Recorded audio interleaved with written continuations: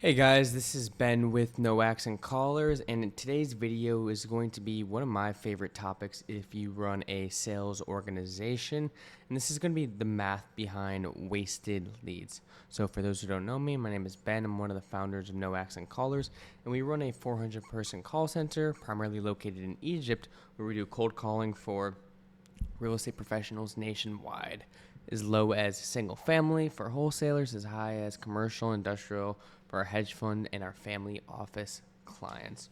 So we are a lead generation business. So what does that mean? We generate leads. What do our clients want? They want leads. Well, guess what? We send clients leads, and there's something that we call wasted leads.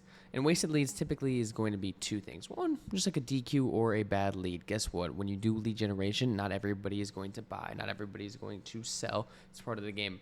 But the real wasted leads that actually causes people to lose a lot of money and essentially their efficiency within their marketing and sales process in the ones where they self DQ. So I've seen countless times before. This lead gets sent over to a client. They just look at the lead notes. This is a bad lead. And guess what? They don't call them. They waste them. And then they complain about the leads. And then 2-3 months later, that house actually sells. Okay, so let's say you get 50 leads a month. And out of those 50 leads, you self DQ 10 out of those leads. So if we do that over a year, that's going to be 120 leads. Well, let's say you close 1 in every 20 leads that you get. You just DQ'd 120 leads over the course of the year. That's going to be 6 contracts right there. Okay, well, at 6 contracts, and let's say your average assignment fee is $20K, it's $120K that you lost right there just by prejudging the leads. And this terminology is called expected value. So, for all of you guys who play poker, I think poker and business, they make a lot of sense together. There's a concept called game theory optimal, where essentially you can make either a right decision or a wrong decision. And over the longer period of time, it will determine whether you are profitable or not profitable. If you look right here, the poker player starts at 0. And guess what? The decisions that they make will determine whether or not they go profitable up and to the right or negative down and to the right. So now going back to our wholesaling chart right here, all the leads that we DQ right away, all the leads that we say, the notes don't sound too good, I'm not going to even attempt them.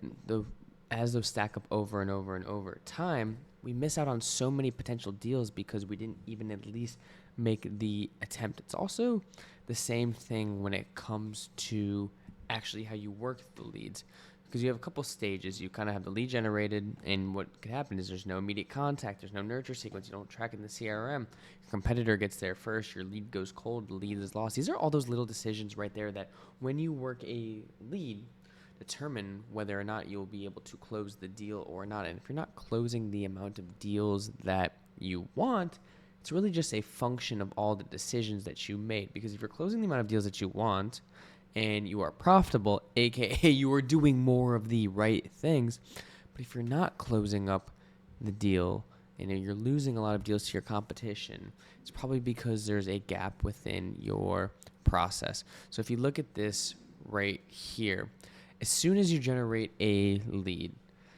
that is when it's at its highest intent. And the more time from when a lead is generated to time goes on, the lower likelihood you are going to be of not closing the deal. That's why you hear people say speed to lead is so important. It really is so important. If you get a lead generated, it's 5:02 p.m. right now, and you call them at 5:03, their hand is still on their phone. But if you get a lead generated on 4:12 at 5:02 p.m., and then you call them at 7 days later, they forgot you. They don't know you, even though you talked to them a week ago. But the thing is, there's so much time that goes in between, and your competition, they're on it right away. So, okay, what can happen when you get a lead arrives? You can immediately call them right away.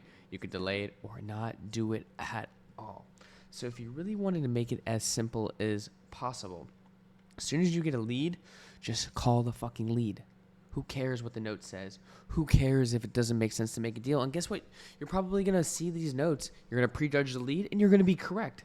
Doesn't mean you don't call the lead. You keep going over and over and over again, because that is what the positive EV decision is.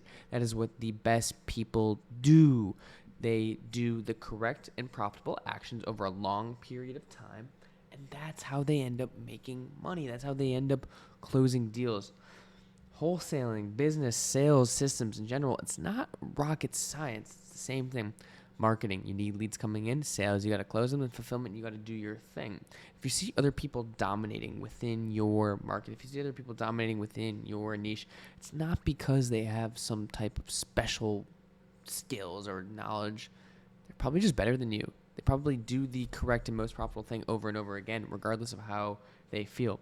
Business, at the end of the day, is finding what works and then doing it again and again and again and again. It gets boring. It gets monotonous, but this is what it takes to make money. This is what it takes to close deals and be able to progress forward. And if that's the mindset that you have, you'll be successful. But if you hear that and say, well, I only want to optimize for better leads, or no, I don't want to do the work, well, you're just not going to be successful at the end of the day.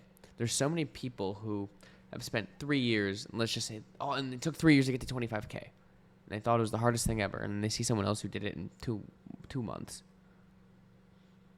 That kills people. Well, why? They spent so much time, effort, pain trying to do something, and someone else made it look so easy. Probably because they're just making better decisions. At the end of the day, they're being more profitable.